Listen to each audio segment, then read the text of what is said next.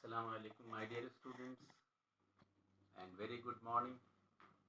Today, my discussion will be on principles of subject heading. Earlier, also in the class, I have discussed and you have noted down certain points also. Today, I will wind it up. I will try to wind it up, this topic, so that we can go ahead with the new topic. The principles of subject heading, my dear students, first of all, you should know that cataloger is not independent, he is not free.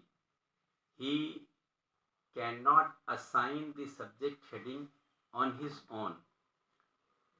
He is supposed to follow certain principles on which his choice of subject heading should be based. First of all, the first principle which he should take in his mind is objectivity. There should not be any kind of biasness. He should not discriminate while assigning subject heading to anyone, to any material, to any author, to any area of discipline. So objectivity has to be there as far as assigning of subject subject heading is concerned. This is the foremost principle. The second is specificity. Specificity means that he should not, while assigning a subject heading, he should be specific. I will try to substantiate this point with the highlighting, with citing an example.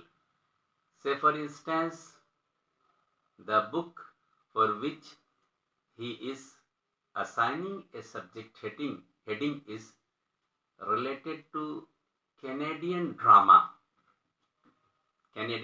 say for instance. So he should not assign the subject heading as Canadian literature, because Canadian literature is a general term, while a specific term is Canadian drama. So he should keep in his mind that while assigning a subject heading, he should be specific. My dear students, you can understand the relevance of this principle also, because nowadays with the proliferation of many subjects and huge amount of literature is available all over the world on all discipline, if a subject cataloger is not following this principle, then a reader will be lost. Say for instance, the book is related to anatomy, and he has given the zoology, and under the zoology many subjects are there. So he should try to be specific as much as possible. I have given one example. Say for example, the book is related to hockey, and he has given the subject heading sports or games. So my dear students, you can understand hockey, while he know that hockey, the book is related to hockey, what is the use of giving a general term?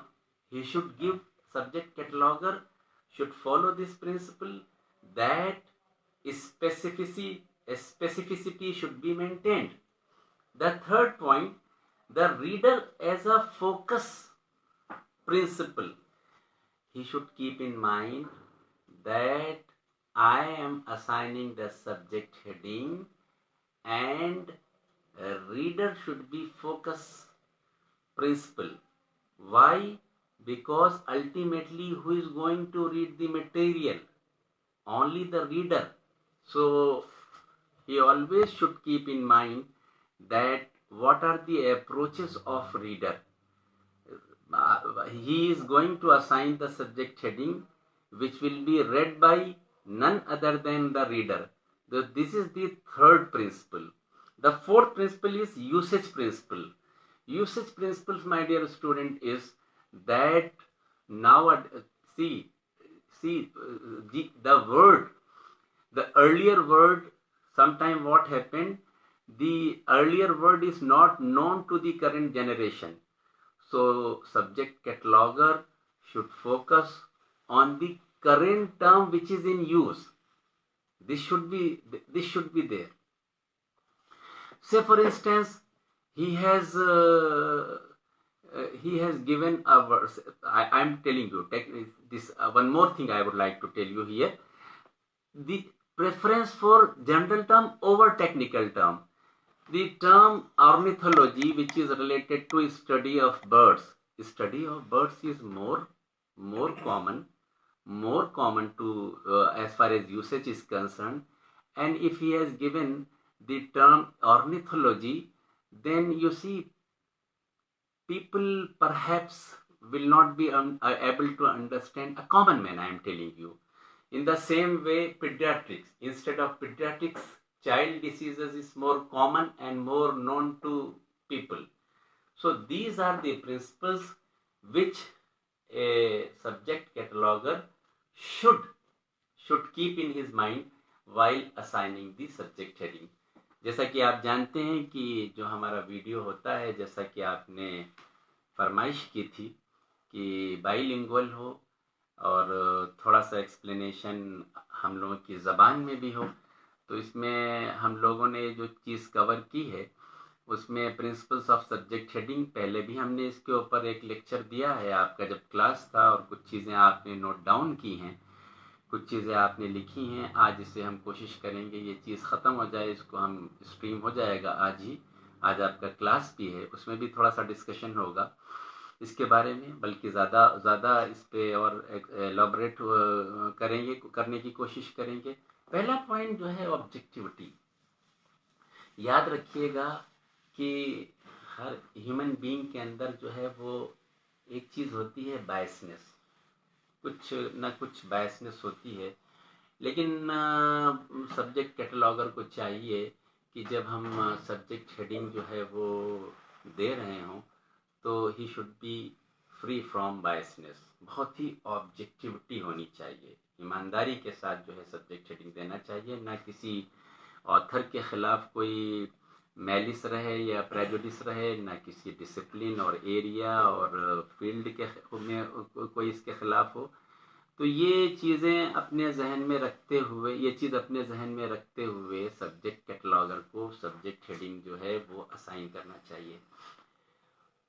दूसरी चीज़ जो specificity है, उसका मतलब ये है कि लोग जो है आजकल के ज़माने में, देखिए हम इंफॉर्मेशन एक्सप्लोजन का ज़माना है, इसमें हम जो ह्यूज अमाउंट ऑफ लिटरेचर जो है वो अवेलेबल है हर एक एरिया के अंदर।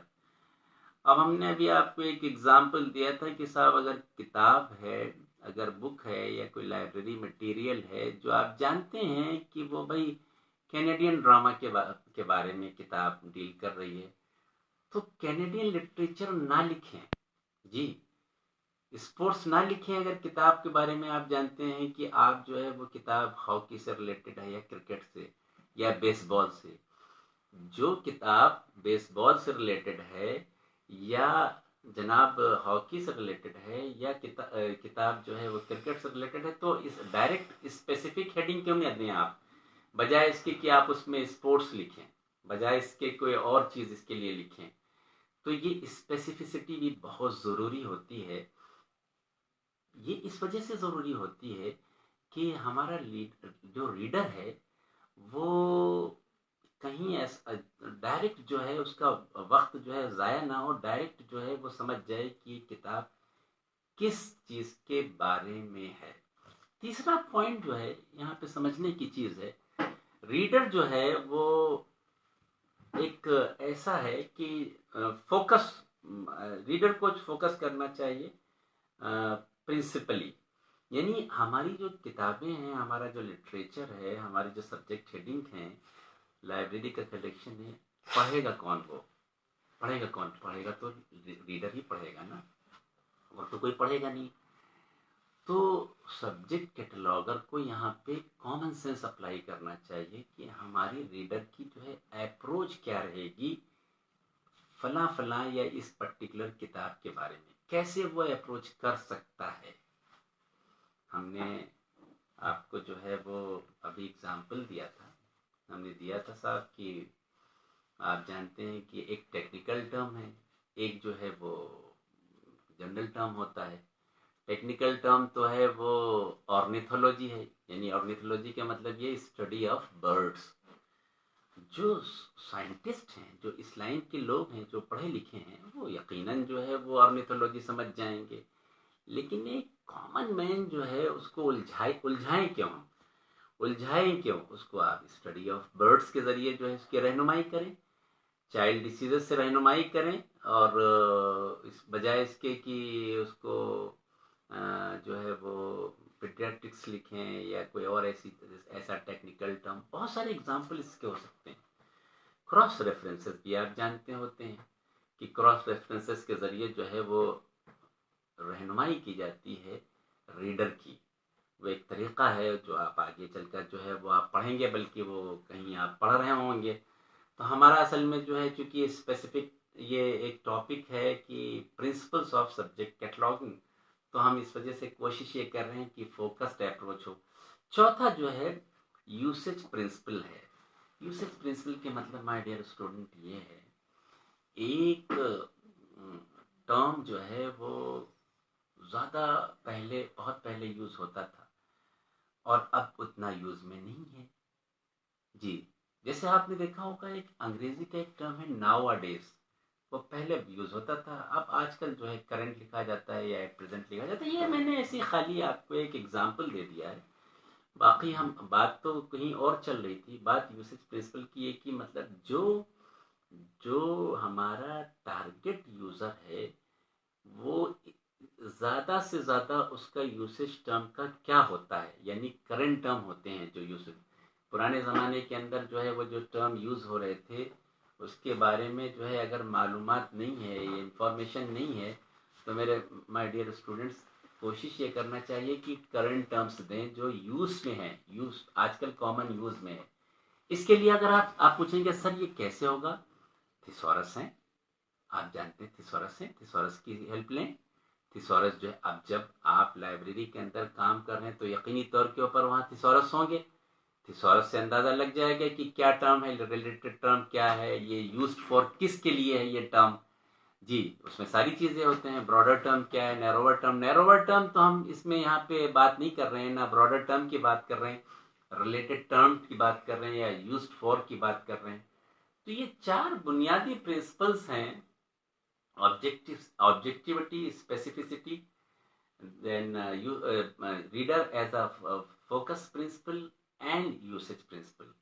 ये चारों जो है वो अपने जहन में रखते हुए अगर हम लाइब्रेरी के अंदर, हमें ये जिम्मेदारी दी गई। अच्छा देखिए, आपको एक बात और बताते हैं साहब, ये आप जो कोर्स कर रहे हैं, ये कोर्स जो कर रहे हैं आप, ये प्रोफेशनल कोर्स है, ये टेक्निकल कोर्स है। ये आप इस वजह से ये चीज़ें पढ़ाई जाती हैं कि आप लाइब्रेरी के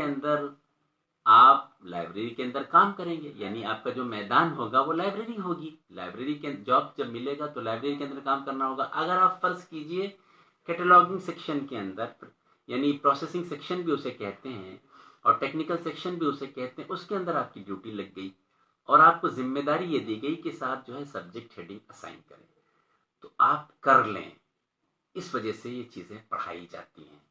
तो उम्मीद ये है कि ये हमारा लेक्चर जो है वो आपके लिए यूज़फुल होगा। हम तो ये कहते हैं, पसंद आना ना आना अलग चीज़ है, हमारा जो टारगेट होता है, हमारा जो मकसद होता है कि आपका जो है नॉलेज बेस कुछ बढ़े, यानी आपके लिए यूज़फुल हो। तो हमें उम्मीद है कि कुछ ना कुछ ज़रूर आप सीखे होंगे। आप अगर ये कुछ सीखे हों तो इस वीडियो को जो है वो आप लाइक करें और इसको फॉरवर्ड ज़रूर करें दूसरों तक। इस वजह से मैंने पहले भी कहा था, बहुत सारे हमारे स्टूडेंट्स ऐसे हैं जो महरूम हैं बेचारे, वो उन तक जो है वो इंफॉर्मेशन जो है सही नहीं पहुंचती है, और यानी जिसे कहते हैं बाईलिंगुअल जिसे कहते हैं, उसमें नहीं पहुंच पाती है। यहाँ पे ये इसी थोड़े 10 मिनट के लेक्चर के अंदर जो है वो बहुत सारी चीज़ें, उम्मीद है इंशाल्लाह वो सीख जाएंगे। Thank you so much and meet you in the class.